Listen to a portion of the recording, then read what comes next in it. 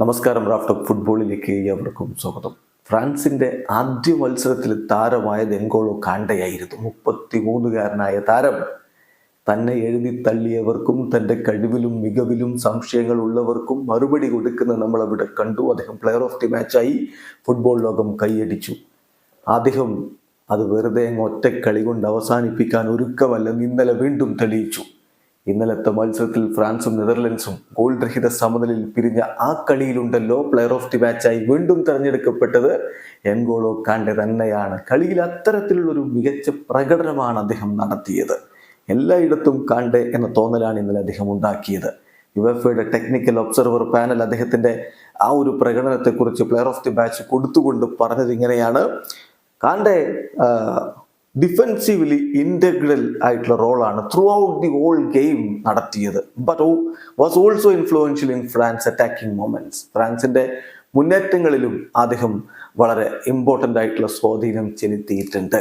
തീർച്ചയായിട്ടും അത്തരത്തിലായിരുന്നു ഇന്നലത്തെ അദ്ദേഹത്തിന്റെ പ്രകടനം. ഇംഗ്ലീഷ് ഇതിഹാസം അലൻ ഷീറർ പറഞ്ഞത് കാണ്ടെ ഇൻക്രെഡിബിൾ ആയിട്ടുള്ള പ്രകടനം നടത്തി. അദ്ദേഹത്തിന്റെ ആ കളിക്കളം മുഴുവൻ ഭരിക്കാനുള്ള ആ മികവ് ഒട്ടും ചേഞ്ച് ആയിട്ടില്ല, ഒരു മാറ്റവുമില്ല. ആ ഒരു എനർജി, അതുപോലെ തന്നെ ബോൾ റിക്കവർ ചെയ്തെടുക്കാനുള്ള ആ ഒരു ക്വാളിറ്റി, അദ്ദേഹത്തിന്റെ മികവ്, അതെല്ലാം അതുപോലെ തന്നെ നിൽക്കുന്നു. ഇൻക്രെഡിബിൾ എന്നാണ് അലൻ ഷീറർ പ്രതികരിച്ചതെങ്കിൽ സെസ്ക് ഫാബ്രിഗസ് പറഞ്ഞ വാക്കുകളിലേക്ക് ഒന്ന് പോകാം. അദ്ദേഹം പറഞ്ഞത് കാണ്ടെ വാസ് ആബ്സല്യൂട്ട്ലി എവറിവെയർ. എല്ലായിടത്തും നമുക്ക് കാണ്ടെ കാണാമായിരുന്നു. അദ്ദേഹത്തെ നമുക്ക് റൈറ്റ് വിങ്ങിൽ കാണാൻ പറ്റുമായിരുന്നു. അതുപോലെ തന്നെ ബോൾ റിക്കവർ ചെയ്യാൻ, ലാസ്റ്റ് മാൻ എന്ന രൂപത്തിൽ ബോൾ റിക്കവർ ചെയ്യാൻ നമുക്ക് കാണ്ടെയെ കാണാമായിരുന്നു. തീർച്ചയായിട്ടും അദ്ദേഹം ഫുൾ ടൈം ഇങ്ങനെ മൂവ് ചെയ്തുകൊണ്ടേയിരുന്നു. പാസ് കൊടുക്കുന്നു, മുന്നോട്ട് കയറുന്നു, ഒരുപാട് മൂവ്മെന്റുകൾ നടത്തുന്നു, ഗുഡ് മൊബിലിറ്റി ഉണ്ടായിരുന്നു.